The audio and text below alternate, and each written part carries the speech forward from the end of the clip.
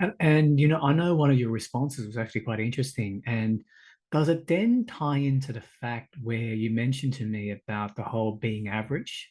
Yeah. Interesting. So tell me a Yeah. bit more about that. Is it more in a sense that you need to accept yourself for what it is, or what is that? I'd love to elaborate here for me.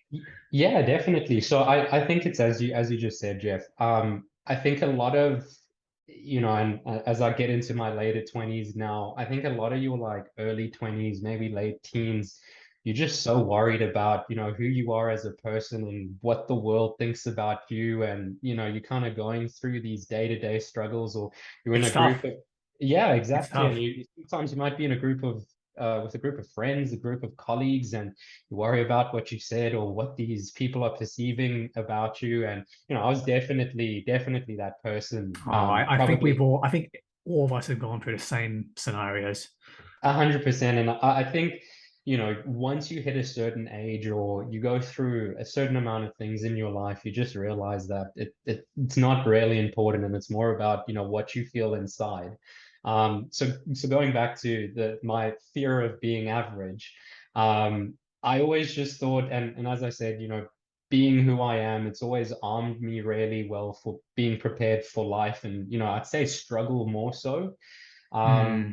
and and in that regard, I've just always wanted to live up to my full potential. And I'm still unlocking that. As I said, I don't know what that looks like or what it is, but at this particular point in time, it's just being happy. It's being happy with who I am, what I'm Hmm. doing on a day-to-day basis. That's why I love the first conversation we had where, you're a sales leader in yourself, and you kind of pivoted completely to trying something that's a little bit more fulfilling in its own way for you. And I love that. So I think, you're a really good example of someone that's, you've had an exceptional career, but you're trying to not be average in like a podcasting sense. And, looking at how many podcasts you've done already, it's a phenomenal number. So for No, I me, appreciate that, Jesse. Yeah. so yeah, for me on a day-to-day basis, it's just, I was really lucky, I private school educated, went to the same I went to the same law school that Nelson Mandela went to. It was something that I also wanted to achieve. But I just knew inside me there was something that was, don't want it to maybe be cocky or condescending, but that there was a greatness inside of me. And there was days where, you're sitting on the couch, or you just haven't had a productive day at work. And there's a mentality that was kind of built in me because of this fear of just grinding. And that kind of that ties into the immigration story that I have. And, Hmm. I'm I've seeing the dots. They're connecting. yeah, we'll get there. But Hmm. effectively, I grew up in South Africa. Obviously, I'm sure everybody's got their own perceptions, definitely heard stories of it. I'm not here to talk badly about the place, and it made me who I am today. But, as I got to the end of my studies, I just realized that I'm not going to be able to reach my potential by living here. There's a lot of Hmm. internal and external factors that were kind of barring that. And then in 2015, I actually flew out to Sydney to visit my aunt, my mom's sister, and I stayed with them over the December holidays. And I still remember, and Jeff, I often say I'm just a kid from Africa with a dream here. And I just remember walking out of Town Hall Station and kind of Hmm. seeing the CBD for the first time. And, at that stage, I'd never traveled to Europe. It was, Australia was the biggest and baddest city I'd ever been, or Sydney City rather. And, I just remember getting goosebumps along my arm. And there was this voice. I wouldn't say, I've definitely got my own relationship with high beings or God or whatever you want to call it. But Hmm. I felt there was a voice in my mind that was saying, Jesse, if you want to pursue your dreams, or if you want to be successful, this is the next step in your journey. And that was in 2015 that I had that, for lack of a better word, an epiphany. And that kind of ties in, making that sacrifice. I finished uni in 2017 when I was 23 years old, turning 24. And, I said goodbye to my friends and my family, who obviously Hmm. love very much and had been a part of that journey. And came over here in the pursuit to build a better life for myself in the fears of being average if I stayed in South Africa. Interesting. And that in itself has been a challenge for you, hasn't it? In terms of the process, you being South African, you moving over here. How does it feel now?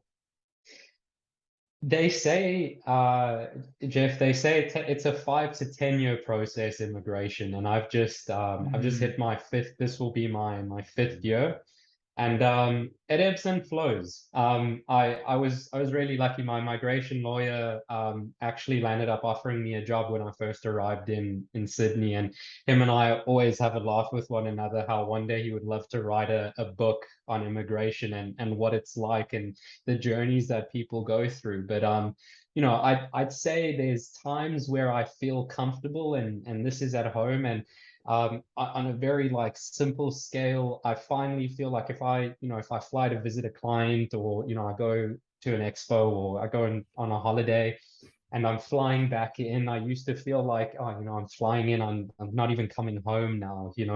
And I finally got into the point when I'm landing at Sydney Airport and getting into my apartment, I'm like, taking that deep breath out, and I'm home now. But there's still the unfamiliarities, still trying to, I always jokingly say, when I showed up here 24, 25 years old, um, people have closed their friendship applications at that stage. So it's either you're going to meet people at work, or it's very hard in, maybe in today's context or culture to like, just maybe forge relationships out and about. So I'm a social butterfly, hence why I love sales and talking to people. But mm. I'd say that initial loneliness of coming over here on your own and kind of, just rocking It's up in a new. new It's a country. it's a clean slate. Exactly, and it's a good and a bad thing, right? So, it's a good thing in the sense that it's a chance to reinvent yourself for better or for worse, and you'll learn through that experience. And the bad thing, as I said, was, I, I've always looked at myself very fortunately in the sense of the relationships that I have in terms of my friends and my family. So I, I almost I almost used to have like this kind of cabin fever feeling where I would like, I left those people behind in a sense. And yeah, it's something that you have to deal with. But I'm also really lucky that those people that I, quote unquote, left behind believe in the journey that I'm on as well. And they wouldn't have let me stay because of the way that I felt about, Mm. moving here and trying to start a better life here. Why is it so long? I'm happy to say I'm ignorant of the process because Yeah. I was born here, right? Why is it so long? It's a good question, Jeff. It seems very simple, right? But I know it's a very complex answer. I mean, I think it's even from the context of how we like speak to one another, the sayings. Like, I still remember going to Kmart and like getting bedding, and I didn't even know what a doona was. Like in South Africa, we call I'm that a still working doona. it out, by the way. It's all good. My wife takes care of that. Yeah, exactly. But I think it's just a process of adjustment.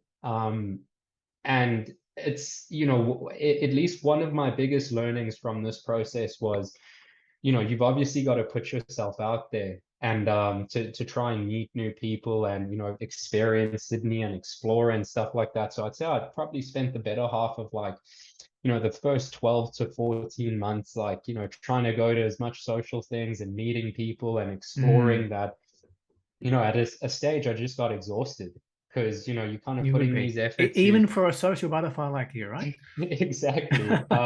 You're throwing lines into the universe and nothing's really coming back in. Mm, And I'd say that's where it gets tough, right? Is, you always, I think innately when we put effort into something, we expect to get a result out of it. And sometimes you just don't. And that's a hard reality to face sometimes. So but if you were to approach life not expecting anything, everything's exactly. going to be a surprise. 100%. And so look, Jeff, I don't know what the answer is yet. And when I figure it out, I'll definitely tell you, Mm. and maybe my ex-boss will write a book about it one day. Yeah, because obviously right now, just to make it very current, we have the whole job summit. There's information about migration, skilled visas, and whatnot. So I'm very curious to see how it sort of really works. So right now, the current status is PR, is that correct? Or It's PR because I haven't had my citizenship ceremony yet. But yeah, look, Mm. again, and I probably use the word lucky a bit too much No, it's just who throughout you this are. session. It's an optimistic guy, which you need. You need that. So, Yeah. So my folks applied quite some time ago to become permanent residents. Yeah. So when mm. maybe tying back into the story a little bit, and when I approached this lawyer to help me reenact my permanent residence visa, which had almost been dead for 2.5 years at that time. Um, Wow. our first initial consult, and I only read the book much later on, and he similar story what I'm telling you. Went to town hall, saw Sydney City, goosebumps on the arm. This is where I need to be. I told him that same story, and he had just read the book The Alchemist, which I'm sure a lot of people Oh, have very read powerful that. book. Exactly. And he just said to me, he's like, Jess, if you get this, if we're able to get this, this is the universe throwing you a bone to go out there. So yeah, it's been interesting, but ultimately I hope once the citizenship comes and you get the piece of paper and apparently you get a little plant, I forget what tree it is.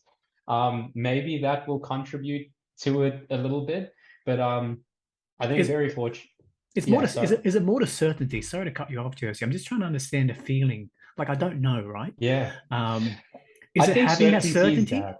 Yeah, yeah. Look, I was again, my visa was like never really in question. I just had to apply for a resident return visa every year, which was, a big song and a dance, but it was very easy to do.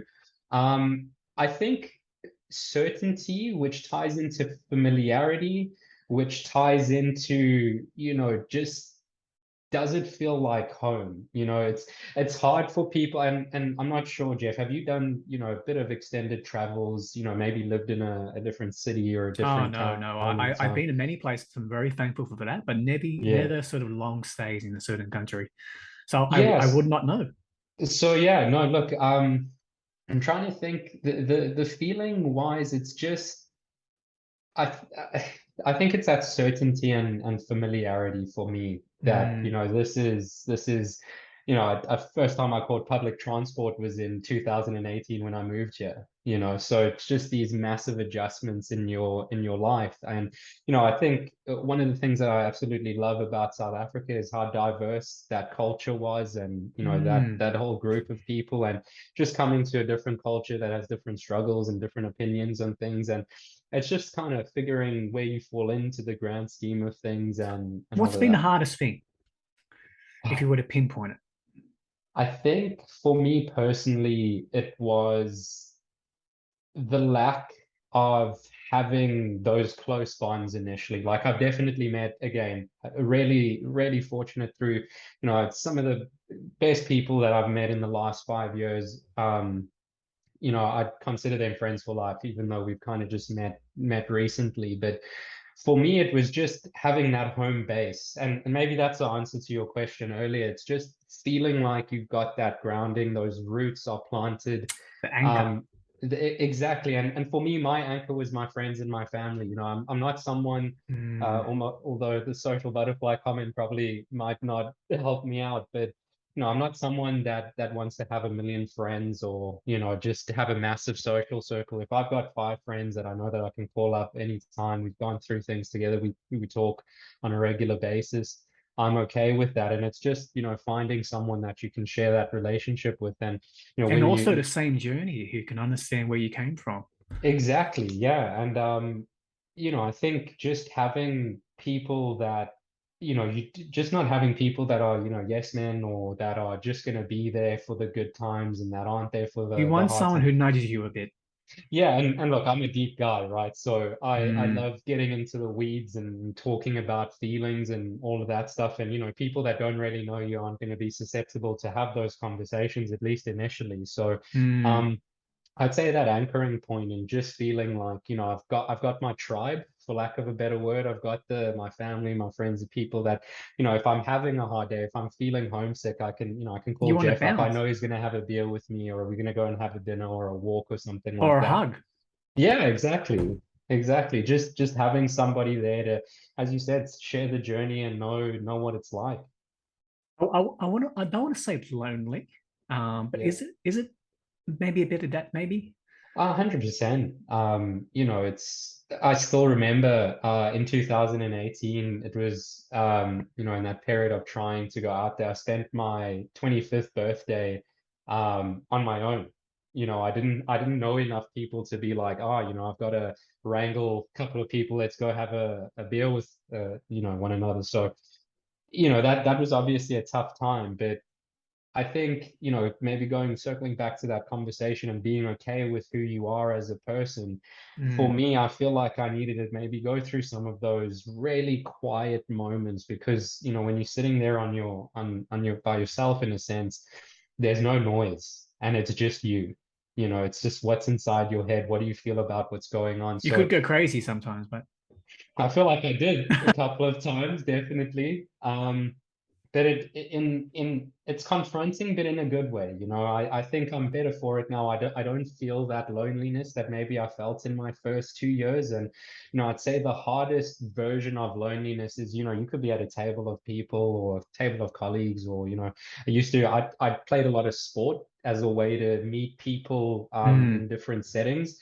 And I could be at a soccer game chatting to the team after the game and feel in complete isolation to everybody, and just because of how unfamiliar it is, you don't have relationships with these Different people. But culture, different sporting teams. Something exactly, simple as that, eh?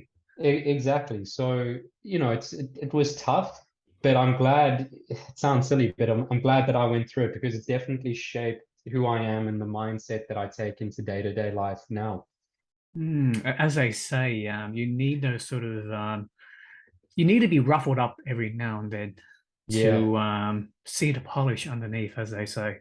Yeah, no, it's and as I said, I think, for myself specifically running, I definitely, I must say, so it's not preachy, these last few years, COVID, those lockdowns 2020 and 2021, they really affected me, just, not being able to go outside and stuff. But my the way that I would kind of keep sane in these instances was running. And what I realized very young, and the way that I managed my stress of, studying a law degree, being dyslexic, and finding those challenges is I'm someone that needs to deal with suffrage in any kind of sense to make myself more clear-minded. So, that Interesting. suffrage could be a 10K run. It could be a 20-minute sauna session at 80 degrees. It could be sitting on my own on my birthday, But I'm weird in that sense that I've got to have a struggle somewhat to feel some sort of sanity or clarity. I suppose that gives you perspective in a way, doesn't Yeah, it? yeah, exactly. Wow, so it's actually quite unique. And if we circle back to this sort of your goal of trying to be happy, and it really comes down to you living your values out, doesn't it? Yeah, exactly. And look, I mean, everyone kind of can throw that word around, like, what are your values? What does it mean to you? And you know, I True. Very good you know, point. you've got to figure out what that is, and then you've got to stand by them. I think one of the best pieces of advice I ever got given in my life was, my first heartbreak. I was complaining to my mom about it, and she was like, "You've got to be a man, make a decision, and Any bit of a stand by slap. it." Yeah, exactly. But those words ring true in my head very often, like, be a man, make a decision, and stand by it. And going back to the values, those things can't really chop and change in your life. Otherwise, there will be an uncertainty in your life. Definitely you might go through something and it might change your perspective, but at the core, you've got to have something that innately that you believe in and that drives you. Otherwise, it's very easy to get caught in this mundaneness of waking up, showering, catching the Hmm. bus, going to work, You make it doing sound so work. boring. Exactly. We got to try and get out of that narrative and just figure it Yeah. out. I was going to say, I was watching a Top Gun movie, Maverick, Yeah. and I'm not too sure if you watched that yet, I Jesse. have actually, Okay, yeah. so you would know where, I don't want to ruin it, right, for people who haven't watched it, but fundamentally, the whole sort of don't think, just act. Yes. But Um, double-edged sword in a way. yeah. I think you've got to balance those risks, right? In the Mm. context of that movie, don't think just Not everyone can act. be a Top Gun. Exactly, not everyone cuts the mustard at the end of the day, but Mm. if I have to think back about it, Jeff, don't think and just act. That was my immigration. The one day I just walked home, I got home and I told my mom and dad, I was like, by the time 2017 ends, I'm out of here. I wrote my final exam on the 28th of November 2017, and my immigration flight to Australia was Christmas Eve. Mm. So, I had such a short space, and if I failed a subject, for instance, I wouldn't, the whole plan would have just Would have gone folded. exactly. It would have completely backfired on me. But it was Mm. one of those instances where I didn't think about it and I just did it, and 5 years later, this is where we are. But what's funny, getting to know you a bit more, even if it were to fold or even if you would hit obstacle, given your attitude towards life and managing dyslexia, I'm sure you would have found another way around it. I think so. Mm. Look, we don't know, but I'm really happy it's it's gone down the way that it has. I think maybe another, after that breaking point that we chatted about a little bit earlier on, um, and maybe it ties into that resilience aspect is, sometimes I just don't look back and I've got those blinkers on. And it can be to the detriment of other relationships in my life, or, maybe not even exercising, for instance, and maybe just focusing on work. But I do feel that if being impulsive is not necessarily a good thing, but being impulsive with a purpose, I think, is very powerful. Being impulsive with a purpose. Interesting. Yeah, That's a bit of oxymoron in a way. it is. Yeah, You're going to do something by impulse, yet there's a purpose. exactly. So it's not really an impulse, is it? Yeah, well, it's, you might not know what that impulse is at that particular time, but if you can Interesting. kind of see where you're going, it Yeah. does have that purpose. It seems to me that you've mapped out that, but I know early on in the conversation you mentioned about living your life to its potential, right? I think you're getting pretty close somewhat, yeah? Or Yeah, I'd like to think so, Jeff. There's probably, I don't know, I've kind of entered the stage in my life now where I've just got a big appetite of just learning new things. I'd say even just doing something like this is probably something, if you had to have asked me at the start of this year, I don't know if I would have just done something like yeah. this, Just give me randomly all on. credit for keeping you comfortable, right? Yeah, exactly. It's phenomenal hosting abilities there, Jeff. But I think there's just an innate quest for, I think I kind of, personally, and I speak to people and I see people either had a really productive good time over the lockdown period or the, pandemic. Mm. But for myself, and I think the way that I went about it, I feel like, if I'm being honest, I feel like I wasted 2 years essentially. Wow. And it was the way that, I dealt with things. There was, a couple of tough things that I had to go through during that period of time, but I feel like I'm playing a bit of catch up at this stage. So it does, I'd say the framework is there, but I'm still kind of piecing together the map. And, you know, in that absence that I probably took, and maybe another thing that I learned is comfort kills, and I was very comfortable in 2020 and 2021. I just I listening back to one of your previous podcasts, one of your guests mentioned that he wanted to find a job that molded around who he was versus the opposite way around. And I came to Australia as a aspiring lawyer. That didn't work out, and I actually pursued a trade for a year and a half. And for me, that was a bit of a soul crushing journey, but I'm happy that I went through it because it really reinforced that grind. But when I fell into sales and I effectively felt that I got what I wanted in life, there was a stage where, in the first 2.5 years of Australia, I was like, oh my God, I'm going to be one of these people that just don't like what they're doing. And I've like conceded to that fact. And, now I'm just like kind of going through the day to day. But when I kind of took the risk with that and was like, I love talking to people. I love interacting with people. Let me try the sales thing. Everyone kind of stumbles into sales in some weird or wonderful way. And at the same time, I think like getting everything that I wanted in a sense, and it made me comfortable, and that's where I kind of stopped doing the things that were important to me. And it was bad timing in the grand scheme of things with the pandemic and being forced at home and forced to stay at home. So, as I was saying, I feel like I'm playing catch up at the moment. So it's reignited that thirst of just trying to learn more, put myself out there again.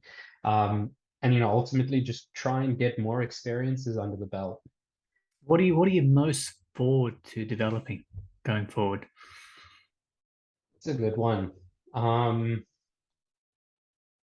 I think at this stage, it's time management Time for management. me. Okay. I you know, every year I kind of write out a list of goals. And at the start of this year, one of my goals was to figure out how to slow down time. And sometimes I sit there and I'm sure it happens with you, Jeff. If you've got a busy day, or maybe you've got some edits to do or some other work, you put your head down, and the next time you look up, it's like maybe an hour and a half to 2 hours that have gone past, and you're like, there's a million and other things that I need to do. And for myself personally, sometimes I'll get a bit carried away on other things that aren't important.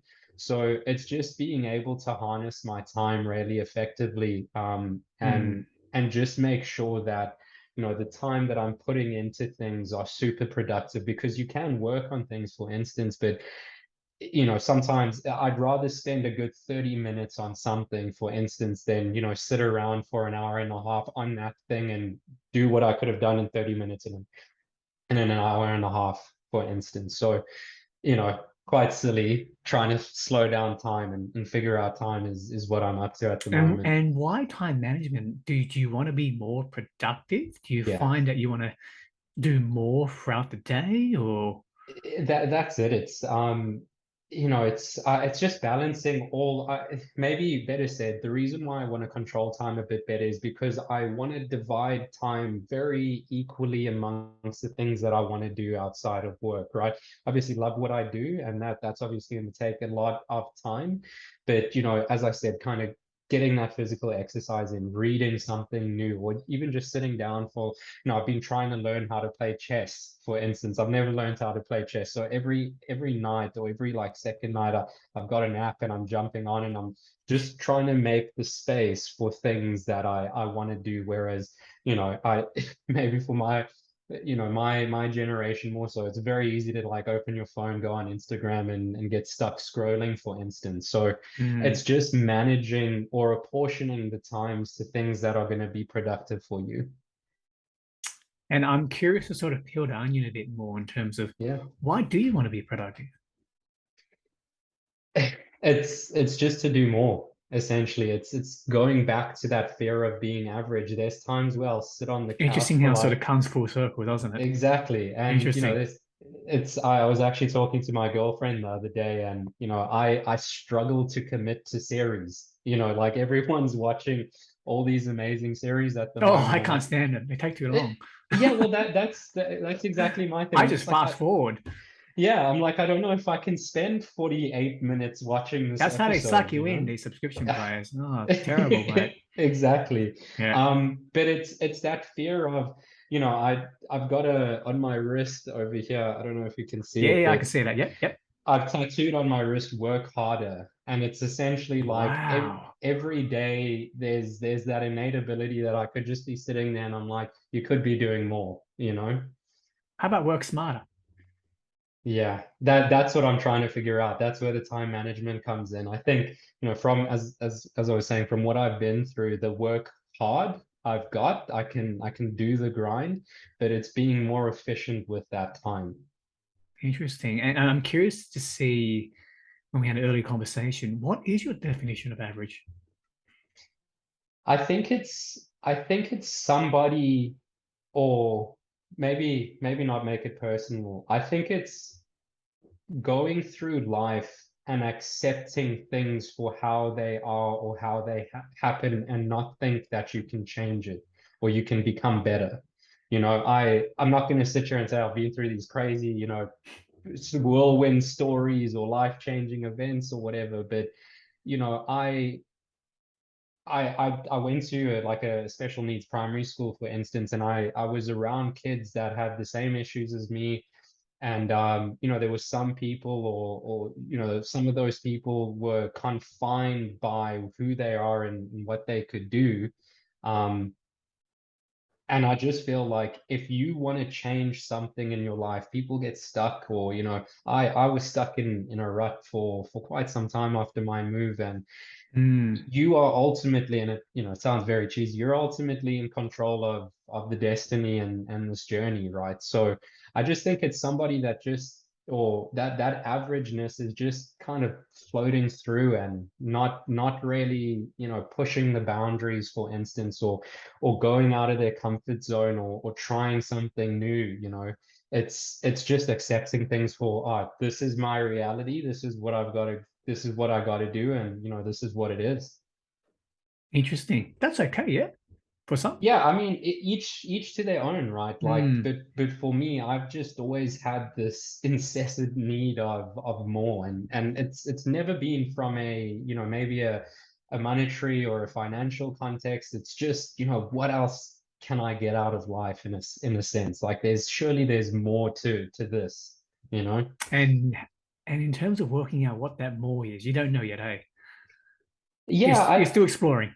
Exactly. And look, if we want to, you know, we could probably sit to the whole night peeling back those layers, but you Sorry, know, we got episode, I don't know, 52, oh, 105, whatever you like. It's all good. exactly.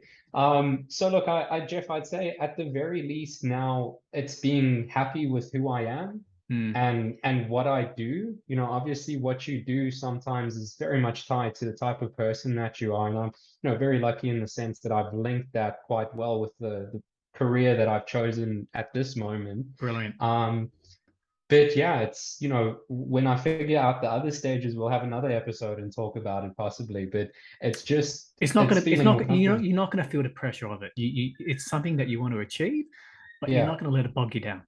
No, and it will hit you. You know, it will hit you one Mm. day. You could be doing something or talking to someone, or you know, and it just comes in these waves. But I think for me personally, I've got to be putting myself out there each and every day, and trying to push the envelope in some sort of facet to Mm. find what that is, right?